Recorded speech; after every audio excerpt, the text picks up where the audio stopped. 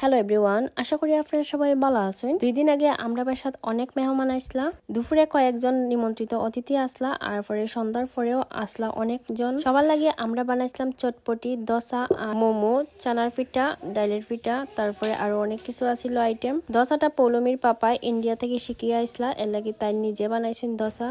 দোসার সাথে 3 রকমের চাট বানাইছিলা তাই, একটা নারকেল দিয়া আর 2টা বাদাম দিয়া। আমরা বাসাত মোমো বানানোর লাগি কোনো ডাইস নাই, এর লাগি আমি আপাতত এই ডেগের মধ্যে মোমোটা বানাই। ওই দিন সবাই অনেক মজা করছিলাম আমরা, আর এক আপু আমার লাগি কেক লইয়া আইসলা। তাই নিজস্ব কেকের পেজ আছে, তো কেকটা খেতে অনেক মজা আছিল। প্রথমে সবাই যাওয়ার পরে পৌলমী আর স্লুকরে দিয়া কেকটা কাটাইছিলাম। স্লুক আর পৌলমীও তো কেকটা পাইয়া অনেক খুশি হয়েছিল। কেকটা দেখতে যেমন সুন্দর আছিল, খাইতেও খুব মজার আছিল। আমরা সবাই অনেক মজা করিয়া কেকটা খাইছিলাম। সিলেটের ভিতরে কেউ যদি কেকের প্রয়োজন হয় তাহলে আপুর কাছ থেকে আপনারা কেকটা নিতে পারেন। আপুয়া কাস্টমার ডিজাইন করিয়া সুন্দর করিয়া কেক দিবা। তারপরে সব মেহমান যাওয়ার পরে আমরা ঘরের যা অবস্থা, সব কিছু বাসন কুসন সব এলোমেলো হয়েছে, তো আমরা সবাই মিলিয়া এগুলো পরিষ্কার করছিলাম।